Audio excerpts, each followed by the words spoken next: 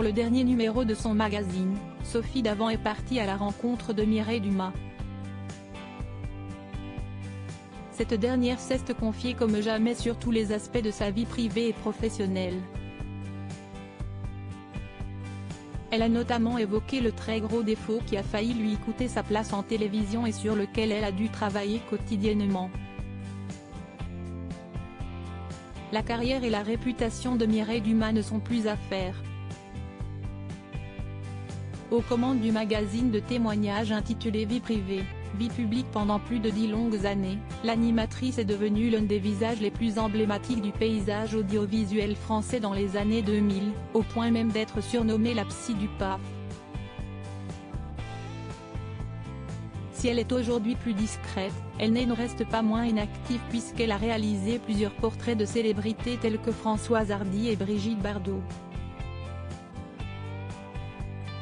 Interviewée par Sophie Davant, dans le cadre du dernier numéro de son magazine, l'épouse du réalisateur Dominique Colonna a révélé qu'elle n'était pourtant pas prédestinée à devenir un personnage public.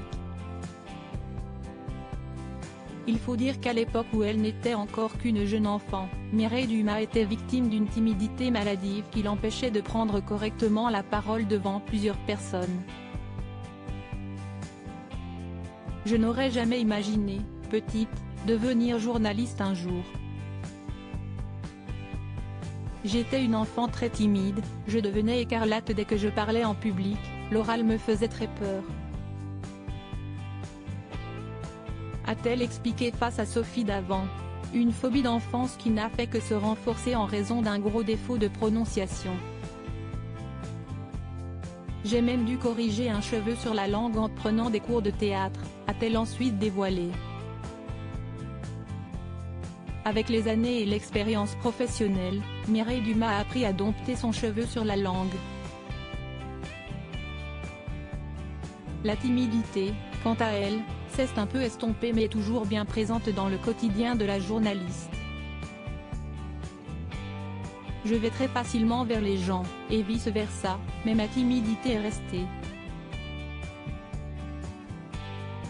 A-t-elle affirmé. Rappelons que Mireille Dumas n'a pas eu une vie des plus faciles. À 3 ans, elle a perdu son papa et a été élevée durant toute sa vie par sa maman Tane. Cette dernière est finalement décédée en 2014, de même que les grands-parents de la présentatrice, son neveu et son beau-fils Antoine, disparus prématurément à seulement 36 ans. Si elle n'a jamais eu d'enfant, Mireille Dumas considérait le fils de son mari comme son propre garçon. Heureusement, au milieu de tous ces drames, elle a pu compter sur la présence indéfectible de son mari, avec qui elle est unie depuis plus de 40 ans.